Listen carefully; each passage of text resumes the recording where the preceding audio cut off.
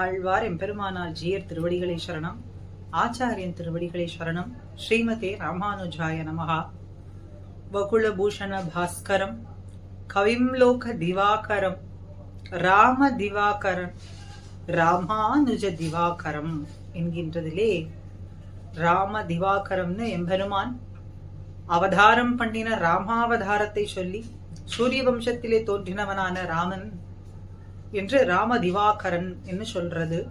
பகவத் கோஷ்டியை சேர்ந்தவரான எம்பெருமான் வகுளபூஷண பாஸ்கரர் நம்மாழ்வார், கவிம்லோக திவாகரரான நம் கலியன் திருமங்கையாழ்வார் ஆழ்வார்கள் கோஷ்டியை சேர்ந்தவர்கள். ராமானுஜ திவாகரம்னு நம்மி ராமானுஷரை கலியும் கெடும் கண்டுகொன் இன்னும் கண்டோம் கண்டோம் கண்டோம், கண்ணுக்கு இனியன கண்டோம் ராமானுஷனை கண்டோம்னு சொல்லும்படி கலி என்பது ஒன்றுமில்லை, நம் ராமானுஷன் அவதாரம் பண்ணின பிறகு என்று கொண்டாடும்படியான பாகவத கோஷ்டி ஆச்சாரிய கோஷ்டியை சேர்ந்தவரான ராமானுஜ திவாகரம் அத்தனை திவாகரரை காட்டிலும் உயர்ந்தது என்று இன்றைய அனுபவம். சூரிய வம்சத்திலே வெங்கதிரோன் குலத்துக்கு விளக்காய் தோன்றினவன் தான் ராமன் எம்பெருமான். ராம திவாகரன் சொல்றோம். சுந்தர காண்டத்திலே ராம திவாகரர் அப்படின்னு சொல்றதுனாலே ஸ்ரீராமனை சூரியன் என்று சொல்றது மிக பிரசித்தமாக இருக்கின்றது. எப்படி அம்புகள் என்கின்ற கிரணங்களாலே விரோதி ராட்சச கூட்டமான சமுத்திரத்தை வத்த பண்ணினவன், அதனாலே ஸ்ரீராம திவாகரன் என்று ஸ்ரீமத் ராமாயணம் பிரசித்தமாக நமக்கு காட்டிக் கொடுக்கின்றது. ஆனால் நம்மி ராமானுஷரோ கலியிருள் நெருங்கி இருக்கக்கூடிய காலம், பிரபன்ன குலத்திலே பால சூரியனை ஒத்த திருமேனியோடு அவதாரம் பண்ணினவர் ராமானுஜ திவாகரர்.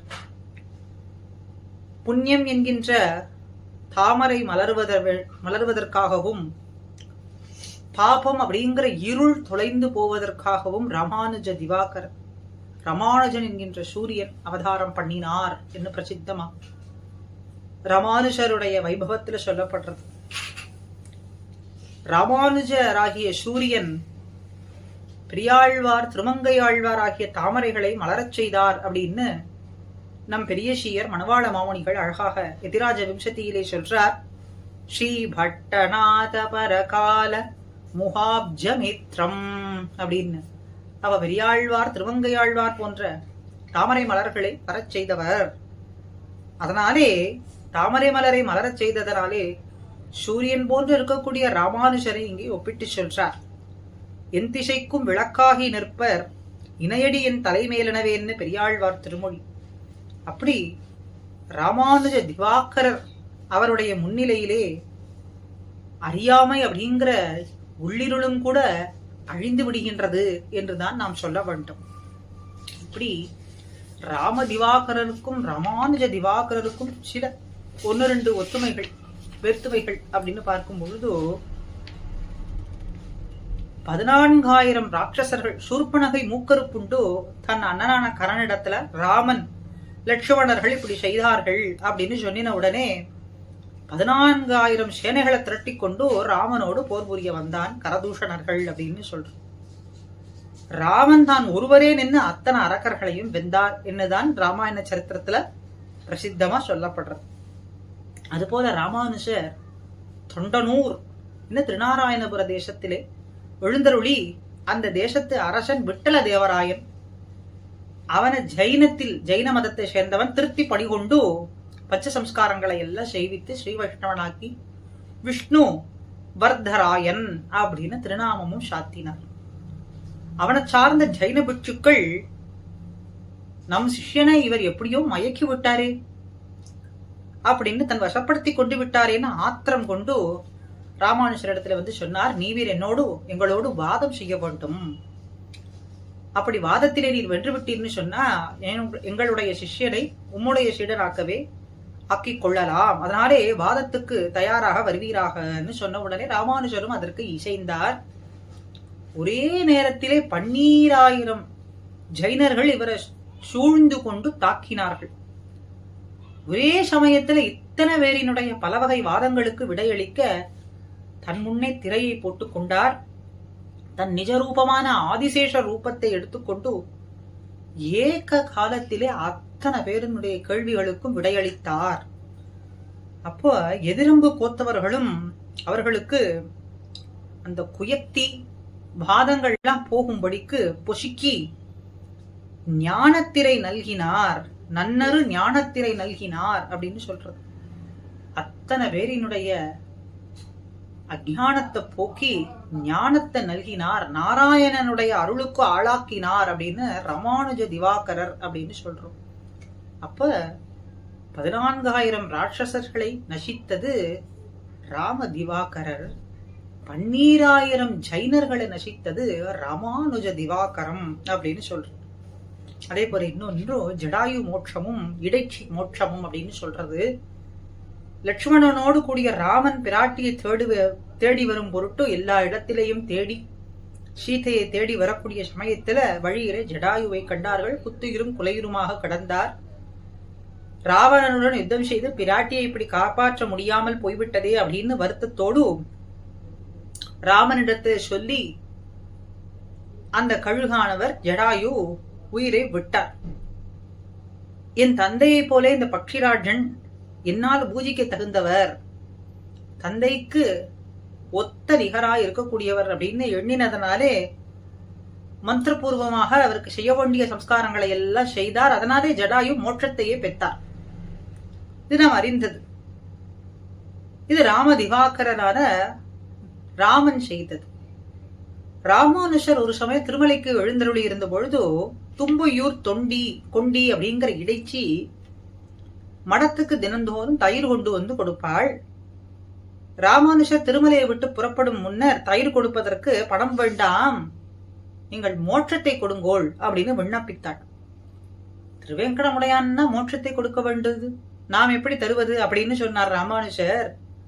உடனே அந்த பெண் அடியேனுக்கு மோட்சம் அளிக்கும்படிக்கு திருவேங்கடமுடையானுக்கு தேவரீர் ஒரு ஷீட்டு, சின்ன ஷீட்டு முறின்னு சொல்லுவார்கள், சின்ன ஷீட்டு முறி எழுதி தர வேண்டும் அப்படின்னு சொல்லினாள். உடையவரும் அப்படியே செய்தார். அதை பெற்றுக்கொண்டு திருவேங்கடமுடையான் சந்நிதிக்கு சென்று துவஜஸ்தம்பத்திலே முன்பு அந்த சிறு முறியை வைத்து வணங்கினாள். அன்றைய தினமே அவள் மோட்சத்தை அடைந்தாள் அப்படின்னு சொல்றார். ஆக இடைச்சிக்கு மோட்சம் அளித்தது ராமானுஷ திவாகரம் அப்படின்னு. அப்படி வகுளபூஷண பாஸ்கரரான நம்மாழ்வார் திருவாய்மொழியை ஏத்தினார். இத அகிலமெங்கும் பிரச்சாரப்படுத்தினது யாரு, பிரபலப்படுத்தினது நம்மி ராமானுஷர். அந்த காலத்தில் அவ்வளவு ஸ்ரத்தை கொண்டருளி இல்லைன்னு சொன்னா திவ்ய பிரபந்தங்கள் நாதமுனிகளினுடைய காலத்துக்கு முன்னே இருந்த விதமாக மறைந்துதான் போயிருக்கும். இவ்வளவு பிரபலமாக இன்றும் நாம் கிரகத்தில் இருந்து கொண்டு அவரவர் ஹிருதயபூர்வமாக சேவித்திருப்பது அப்படிங்கிறது சாத்தியமாகாது. மாறன் உரை செய்த தமிழ்மறை வளர்த்ததால் திருவாய்மொழியை பெத்த தாயான நம்மாழ்வார் வகுளபூஷண பாஸ்கரரை விட வளர்த்த தாயான ராமானுஷ திவாகரரே உயர்ந்தவர் என்றுதான் சொல்ல வேண்டியதாக இருக்கின்றதுன்னு பூர்வர்கள் வாக்கு. அப்ப அதே போல கவிம்லோக திவாகரரான திருமங்கையாழ்வார் அருளிய பெரிய திருமொழியிலே அது எஜுர்வேத தாரணம், அதனாலே மிகவும் கடினமானது. பொதுவாகவே நாம் அருளி செயல்களை சத்த முகமாக கத்துக்கொண்டு திருவை சொல்றோம் அப்படின்னா பெரிய திருமொழி வந்ததா அது ஆழ்வார் அனுகிரகம்தான், நம்மி ராமானுஜர் அனுகிரகம் தான் என்று பூர்வர்கள்லாம் சொல்வார்கள்.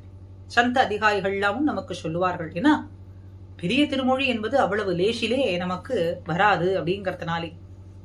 அப்போ அந்த பெரிய திருமொழி நம்முடைய நெஞ்சிலே தங்க வேண்டும் அப்படின்னு சொன்னால் அதற்கு ஆழ்வாரனுடைய கவிம்லோக திவாகரரான திருமங்கையாழ்வாரனுடைய அருளை காட்டிலும் ராமானுஷருடைய அருள் வேண்டும்.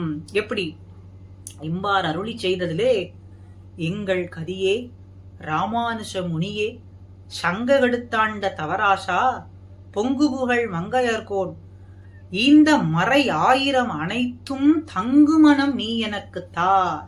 எங்கள் கதியே ராமானுஷ முனியே, இத்தனை 1000 பாசுரங்களும் எங்களுடைய மனசிலே தங்க வேண்டும் அப்படின்னா நீ அருள் செய்ய வேண்டும்.